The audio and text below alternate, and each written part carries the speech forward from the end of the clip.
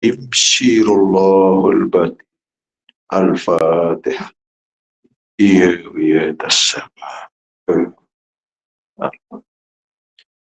Assalamualaikum warahmatullahi wabarakatuh. Bismillahirrahmanirrahim.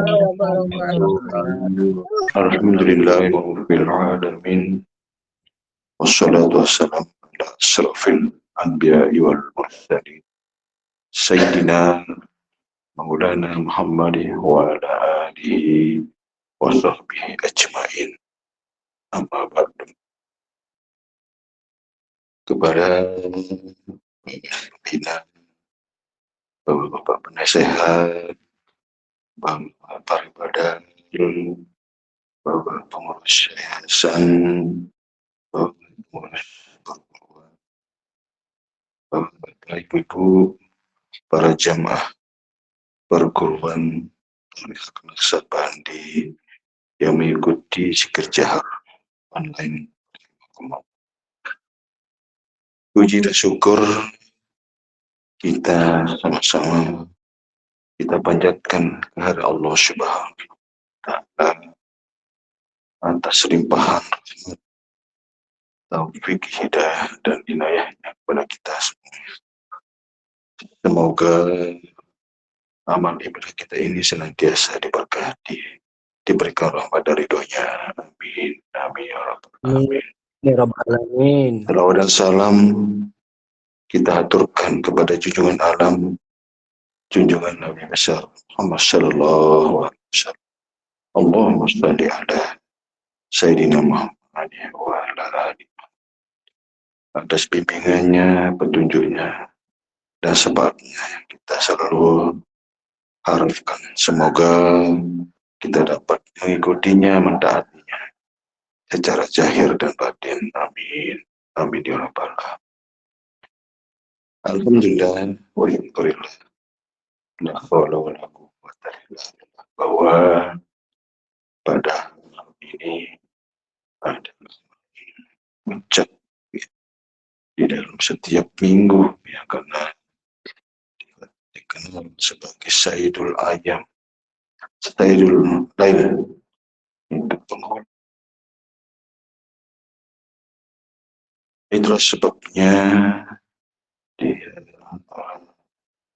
saudara-saudara kita seagama, sekeyakinan bahwa malam Jumat diambil sebagai malam yang sangat sakral.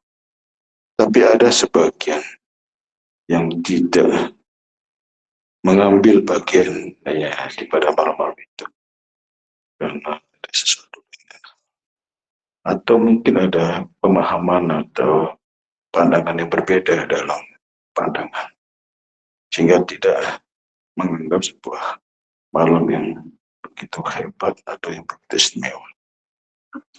Di dalam perguruan kita ini, yang melibat ini yang kita isi, ya, kita ambil bagian di situ, kita rayakan ya sebagai amalan yang paling puncak ya, amal yang paling ideal, yang paling istimewa, dan memang menjadi sebuah amalan yang kita banggakan, yang kita akan bawa, yang akan pertaruhkan nanti, yang kita akan jadi satu kekuatan sebagai benteng untuk menjadi kebahagiaan kita nanti, untuk menemukan kehidupan kita nanti di alam berikutnya, alam barzah, alam ruh atau alam rahasia. Ketika zikir-zikir ini kita tidak kumandangkan atau kita munculkan atau kita dilakukan, itu suatu kerugian sesungguhnya. Nanti akan menjadi sesuatu kekosongan, kesepian, bahkan akan kita peroleh satu kegelapan di sini. Karena zikir ini merupakan sesuatu yang harus dikerjakan setiap waktu, setiap saat, bahkan setiap detik. Tidak boleh tidak ada. Ibarat kita di dalam ruangan yang gelap misalnya, di ruangan yang tertutup misalnya, ketika kita padamkan lampu, apa yang terjadi? Pasti akan kegelapan yang kita temui. Seperti itulah diri kita. Itu sebabnya zikir itu tidak boleh padam dia. Itu makanya harus ada zikir di situ. Kalau itu kekosongan itu, kenapa orang itu menjadi gelisah, menjadi tidak nyaman, tidak tenang? Karena zikirnya yang tidak ada. Ada zikirnya saja, tapi kalau tidak dihidupkan dia, ya tidak mereka onkan dia, ya sama artinya ibarat lampu, ada lampu tapi tidak dinyalakan dia, tidak akan memperoleh cahaya di dalamnya. Apalagi cahaya lampunya tidak ada, dari mana ada percayanya, kan begitu. Itu sebabnya, maka jauh sebelum kita menyalakan, kita harus benar-benar kita pasangkan dulu di situ. Harus ada dulu. Makanya begitu nanti dipakai pada malam harinya, tinggal kita pencet, kita tinggal tombolnya kan akan kita peroleh cahaya di situ. Seperti itulah sebabnya, ya rohani kita ini ketika kita tidak onkan, tidak kita hidupkan dengan zikir, maka apa yang terjadi? Maka akan kita temui kegelapan di dalamnya. Itulah sebabnya Rasulullah SAW dia memberi sebuah perumpamaan di dalam sebuah hadisnya. Masalul ladzi yazkurunallah la yazkurunallah masal hayy wal mayit. Perumpamaan orang-orang zikir dan orang yang tidak zikir diumpamakan oleh Nabi itu ibarat orang yang hidup dengan orang yang mati. Ibarat punya lampu tapi tidak ada cahayanya, tidak dihidupkan, gitu kan. Ada lampunya tapi tidak dihidupkan, maka akan temui kegelapan di dalamnya. Begitu pentingnya, sangat begitu. Itu makanya dalam hadis qudsi disebutkan fa'alaika bidzikrillah fa innahu nurul laka. Wajib atas kamu berzikir, karena zikir itu sesungguhnya adalah nur bagi. Itu coba perhatikan ya, pada saat orang nazak, pada saat orang sakaratul maut, apa yang kita lakukan di situ? Apa yang kita bimbing? Apa yang kita ingatkan di situ? Hanya zikir. Tidak ada orang kita ingat kendaraannya, ingat mobilnya, ingat rumahnya, ingat anaknya, tidak ada. Itu paling kita disuruh ingat kepada Allah. Nah, bagaimana caranya? Bagaimana kita ingat kepada Allah? Itulah sesungguhnya, maka kita pentingnya ada bimbingan, ada petunjuk di dalamnya, sehingga kita bisa ingat kepada Allah dengan ingat yang sejati-jati, ingat yang sebenar-benar ingat kepada Allah. Bukan lagi ingat dengan pikiran, bukan lagi ingat dengan lisan, bukan lagi dengan gerakan, tetapi benar-benar ingat kita dengan apa yang Allah letakkan di dalam hati kita. Dengan dialah kita mengingat Allah, dengan hak Allah, dengan miliknya Allah, yang kita pakai untuk mengingat Allah. Maka Allah jadikan hak Allah itu artinya secara bahasa daerahnya duit. Nah, kita ingat dengan duit atau nama, ingat dengan hak Allah, milik Allah. Itulah yang sesungguhnya yang menjadi jalan kita sebenarnya untuk menuju kepada liqa rabbih. Dan kita harus hidupkan dia, tidak boleh tidak ada. Maka di dalam sholat hajat sirah, kenapa kita harus mulai dengan asma Allah? Karena itu jalan kita untuk liqa rabbih, untuk menemuinya. Maka Allah letakkan di dalam hati kita, harus kita temui itu. Jangan sekedar sebut saya kita temui, maka kita tunduk dulu di situ ya. Itu baru perangkat pertama ya, jalan mengawali dari semua ibadah itu. Kemudian apa kelanjutnya? Nah, itulah nanti ada tingkatannya di situ. Amaliyahnya, ada ilmunya di situ sungguhnya. Itu adalah bagian derajat daripada kita memperoleh satu ketinggian atau keistimewaan yang melalui ilmu dengan amal itu sendiri. Itu sebabnya ada ada tingkatannya, ada makomnya di situ. Nah, inilah yang menjadi buruan para orang ahli hakikat, orang ahli ma'rifat di situ untuk mencapai gelar-gelar para wali-wali Allah, para aulia Allah, bahkan para orang yang suhud di situ di dalamnya. Nah, kemudian itulah yang akan dipertaruhkan, itu dia jaga supaya jangan terganggu dengan yang lainnya. Tapi di kemudian hari kita di sini adalah terlalu jauh ya. Banyak orang hanya lebih memprioritaskan kepada banyaknya amalan, banyaknya ibadah, banyaknya, tapi dia tidak memprioritaskan kepada mutunya ya. Tidak memprioritaskan kepada nilai daripada ibadah itu sendiri. Itu sebabnya ibadah satu saat saja, satu detik saja, itu lebih bermakna daripada banyak namun kemana-mana di situ. Apa namanya, daripada konsentrasi kita fokusnya. Itu sebabnya kita dibimbing ya, melalui ilmu hidayah, ilmu petunjuk ini, sehingga apapun ibadah kita ada panduannya, ada pedomannya, sehingga ibadah kita menjadi fokus ya, menjadi khusyuk, menjadi bisa ikhlas, bisa kita tawaduk di dalamnya. Karena semua kita bisa memperoleh itu dengan ilmu petunjuk dari hidayah. Itu yang kita syukuri. Dan orang-orang terdahulu itu mencarinya melalui halwat, bertapa, mencari melalui tahanus baru mereka dapatkan. Tapi kita ini itu melalui belajar, menuntut ilmunya. Nah, tuntut ilmunya walaupun itu di negeri Cina. Nah, inilah salah satu jalan kita untuk menafati, untuk memperoleh satu kesempurnaan iman, kesempurnaan Islam, kesempurnaan ibadah, dan kesempurnaan daripada derajat kita di sisi Allah Subhanahu wa Ta'ala. Itu sebabnya kenapa orang-orang terdahulu itu lebih mementingkan mempelajari ilmu rohani dulu, baru dia pelajari ilmu zahir. Tapi sekarang ini berbeda, lebih memprioritaskan ilmu zahirnya daripada ilmu rohaninya. Maka banyak tertutup dia tentang kerohaniannya. Mereka hanya tahu tentang zahir saja, sedangkan perkara rohani mereka tidak tahu. Maka begitu ditanyakan tentang kerohani, mereka bingung bagaimana menjawabnya, karena dia tidak mempelajari tentang kerohani itu sendiri. Padahal dua ilmu ini sangat penting, dua-duanya adalah menjadi kewajiban bagi kita untuk mempelajari, untuk mengamalkannya. Karena dua bagian ini adalah sebagai saling mendukung, dia saling melengkapi, ibarat zahir dan batin, ibarat roh dengan jasad. Itu sesungguhnya apa artinya jasad kalau rohnya tidak ada, dan apa artinya roh kalau jasad tidak ada, kan begitu kan? Maka begitu pada satu ketika nanti akan terpisah, nah barulah kita mengerti tentang begitu pentingnya roh itu. Nah begitu pentingnya jasad ini, selama di dunia ini harus kita jaga juga, jaga kesehatannya, jaga kehidupannya, jaga dia punya apa namanya ya kelengkapan kebutuhannya dia. Maka kita berjuang semaksimalnya demi zahir ini sehat, demi zahir ini nyaman aman dia. Karena nyamannya zahir ini dengan zahir juga, maka ada makanannya, ada minumannya, pasti zahir.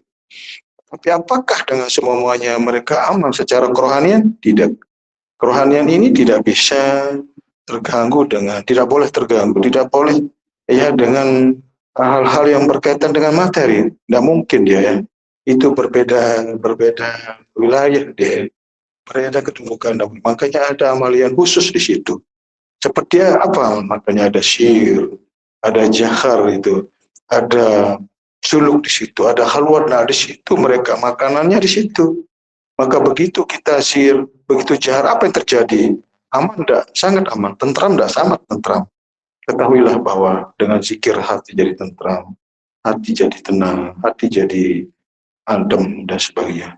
Itu sesungguhnya, itu obatnya, penawarnya. Ya untuk bagaimana menenangkan hati aja dengan zikir. Apalagi kita masuk ke wilayah zikir yang rahasia, zikir yang sir. Di situ kalau sudah ketemu dengan gerakan zikir lisan, dengan gerakan-gerakan zikir kita yang jahar ini, kemudian terkoneksi dengan zikir yang di dalam, itu luar biasa, itu enak sekali. Itulah yang membuat zikir kita tidak menjadi lelah, tidak capek, mau berjam-jam misalnya, berhari-hari terus itu. Tapi karena ada kewajiban-kewajiban yang harus kita jalankan, itu kita harus kita jaga juga supaya tidak jadi fitnah. Itu sesungguhnya. Makanya kalau kita mengikuti yang ibadah-ibadah yang gaib misalnya, tidak ada waktu kita untuk berbuat urusan-urusan dunia. Tetapi kan kita diminta mengerjakan bagian yang zahir sesuai dengan kewajiban zahir itu. Maka ada ibadah rukun. Ya, di situ sebenarnya Hanya kita kerjakan hanya beberapa menit saja, beberapa waktu saja, kan begitu sebenarnya. Selebihnya ada ibadah yang tidak terhalang oleh waktu dan tempat.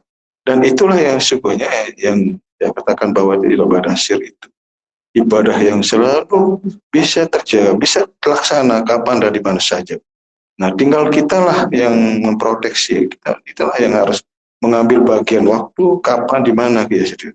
Nah, supaya hati kita selalu cenderung ke situ, itu sebenarnya. Maka Nabi telah menggaris bawahi di situ.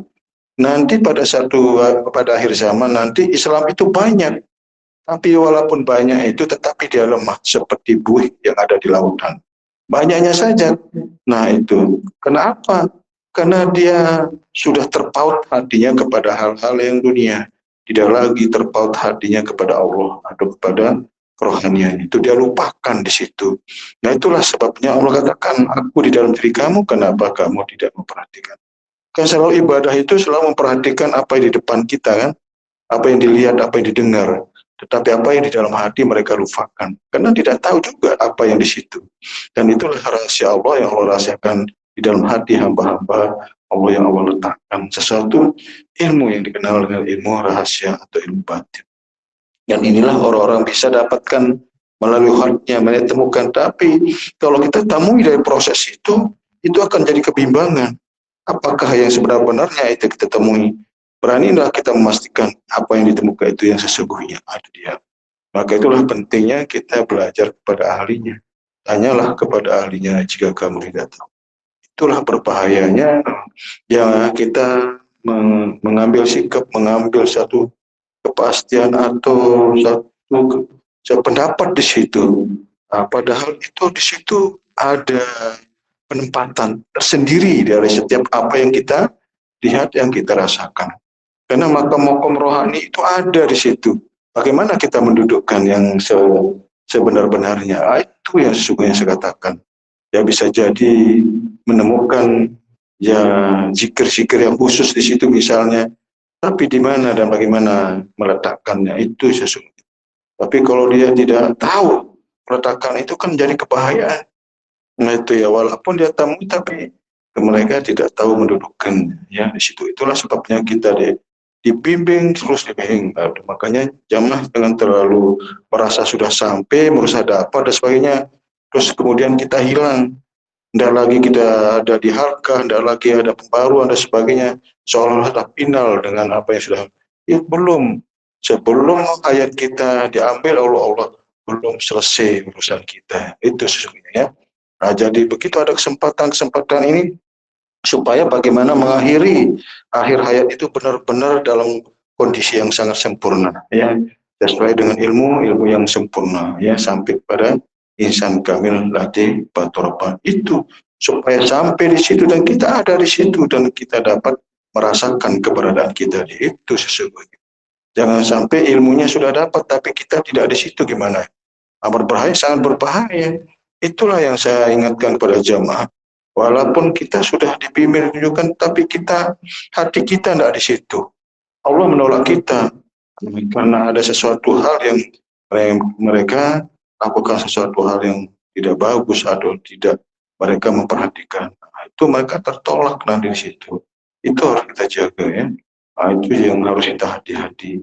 Nah, itulah sesungguhnya di dalam kita mempelajari ilmu rohani ini sedikit saja ada tindakan atau sesuatu hal yang keliru, luar biasa enggak bahayanya.